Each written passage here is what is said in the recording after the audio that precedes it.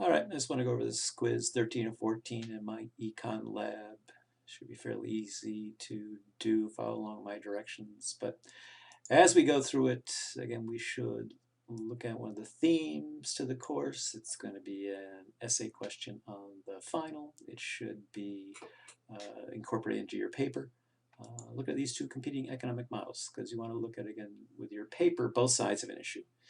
And generally, you have your activist economists, which are Democrats politically, believing that government has a key role to play in economic stability and growth.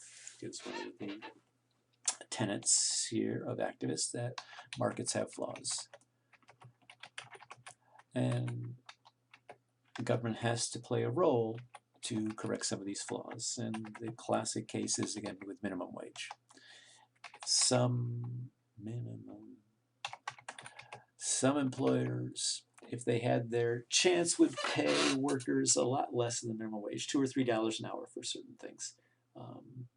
But the government believes, and I think correctly, that there should be a minimum wage paid so people can work, stay out of poverty, basically. Or the classical or non-activist economists, and generally Republicans, though a lot of Republicans do believe in the minimum wage, but some don't, think that there should be a free market here where workers pay work for wherever they need to work. Government should get involved in this negotiation between employees and employers, right? There is no slavery. People don't work for nothing. They're not forced to work. So it's whatever they would want to work for. It's the free market. And again, the classical economists believe that government can be a problem, and one of the examples is regulation. Right, government regulation will impede the free markets, and regulation is bad for the economy. Not all government regulation, but a lot. And again, an example for them would be the Women's Equality Act that has not passed this Congress. Never mind, I can't spell. There we go. I love Word. Because again, with this government regulation, it's businesses are leery about hiring women. They're leery about not giving women the same raise as a man. Again, it's not part of meritocracy who does better work, but if they don't give women the same raises that a man would get, even though the man does better work, they're afraid of getting sued, so they would have to pay the woman this same amount. And again, this just is bad for businesses because it raises the cost of businesses. It puts the more onus on businesses to be careful of what they do. And it's an interesting point. I don't know if I agree with it, but you have to talk about these things. So again, your paper should be looking at this. You should look at have an activist view and then a classical or non-activist view. And if you want some help with your paper, feel free to email me any questions you have about arguments on either side.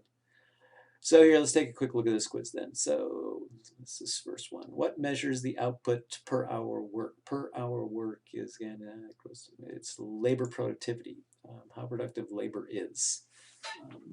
And again, a classical economist would say that government regulation really cuts down on labor productivity. And it's true in some cases, it will. For example, in safety regulations is in businesses, it's does cut down on the hours per work if you have to put a lot more safety equipment involved and safety procedures. But of course, I think we all would agree there should be government regulation with safety. All right, let me go next. Investment in human capital, and again, this is investment in our education as workers, includes the purchase of computers used by professors. So this is going to be false because it would be true if we were investing in professors going to faculty development to see good lesson plans and how to teach better. Not that many professors need that, maybe myself.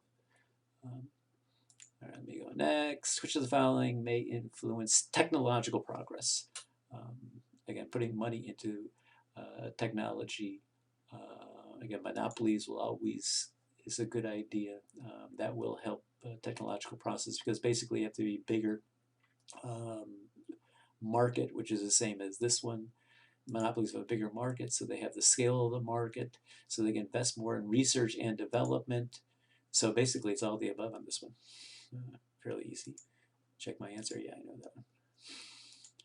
Next, which of the following methods has the World Bank not tried to assist developing countries? So the World Bank basically was created in 1945 in the Bretton Woods Conference after World War II to try and expand the world's economy so we would not have another world war. So they do try to put in new machinery into developing world, dams, roads also. They try to promote population, not growth, but they try to promote keeping population down in a lot of different countries. They promote universal education. They do that. They increase in foreign aid. One of the bigger things they do that's not in here, they do have with the health issues too in these countries. So let's go next. Once we account for the changes in the labor force, blank, the next biggest source of the growth of GDP in the United States. So again, if we make a better labor force through education, the next thing is basically it's capital growth, saving money, it's technological progress is the next big thing. Hopefully we get some new big technological breakthrough, maybe in energy in the future, what will change humanity forever, but who knows. For most firms, the biggest cost of doing business, of course, always when you see that, it's wages, right? It's always labor. And again, nowadays, the wages haven't been going up as much as they should be in a normal recovery, but last week they were up a little bit, so hopefully the trend will continue. Wages of which of the following groups will not adjust quickly? So here it's talking about sticky things, that something that doesn't change quickly with supply and demand. And again, this is also what activists will say, that again, some things, some inputs, I should not be typing at the same time. Some inputs are sticky with supply and demand.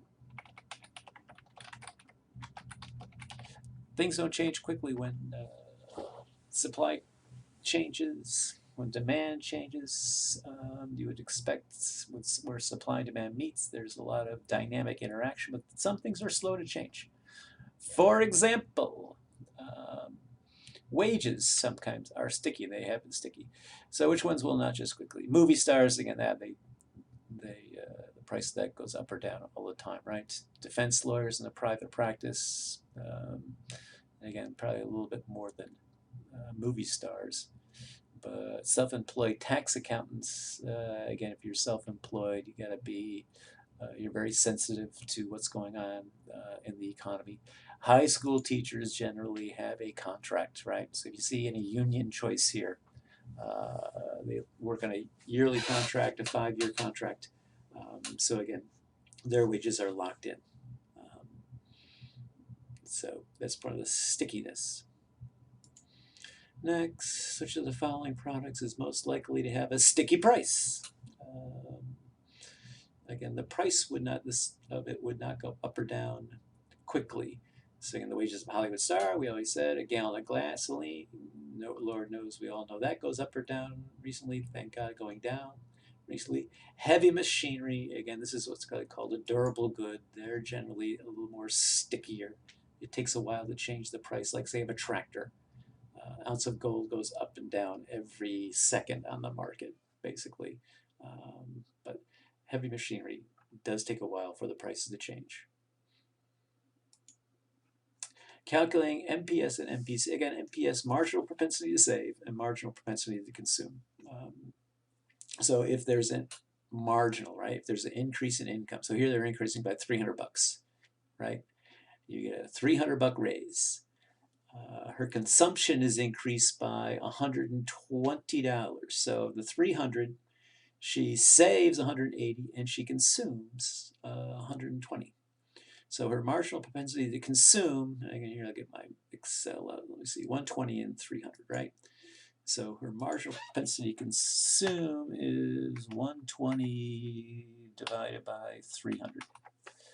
So that comes out to, I think I got to add some decimal places here. So 4.0. So 40% is her marginal propensity to consume. Sometimes 2 decimal places. All right, 0.40. Her marginal propensity to save. So she's not consuming, she's saving. So she saves 180, right? I can do that math in my head. So equal 180 divided by 300. It's kind of a simple formula. And again, it comes out to 6.0, which we better be because these two better add up to 100%. So I really didn't need to do the math in this one, but I do love my math. Let me check my answer. Fine. And again, this is a key one. If you're, especially if you're doing income inequality for your paper, or with women too, gender equality, you want to look at the marginal propensity to consume should be in your paper, especially income inequality. Because again, if we do some government action that will increase people's wages, like raise their minimum wage, poorer people generally spend more of their marginal increase. So again, if they have a higher marginal propensity to consume, and you can find this number out, there's been some research done. Again, if we help the bottom 20% in the income level by giving them a raise through minimum wage, they will spend most of that. And again, that will help the economy in the short run.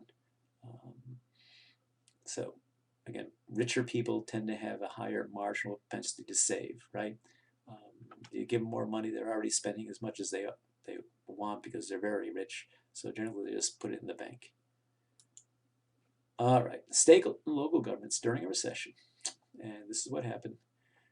During the recession, state and local will often have to raise their taxes and cut spending because they're having budget problems, right?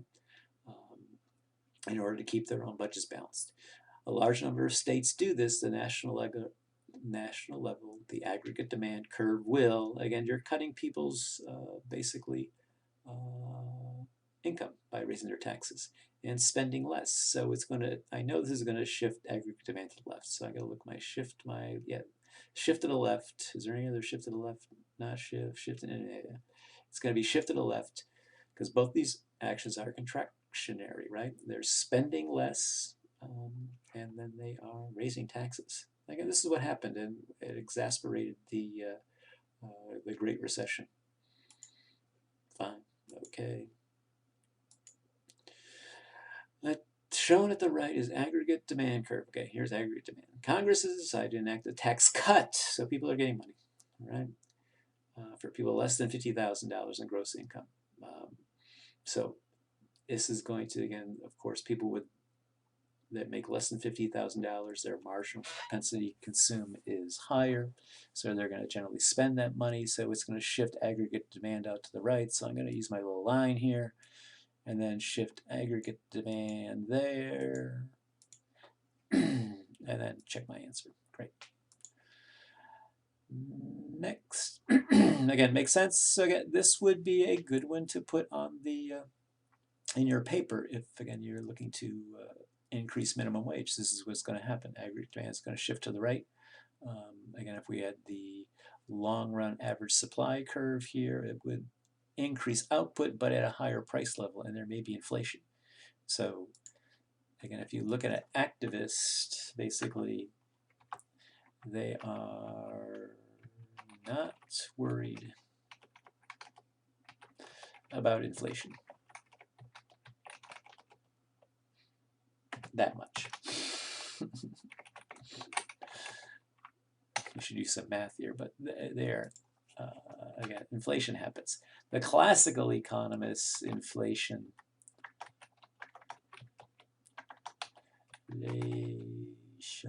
is evil, to be avoided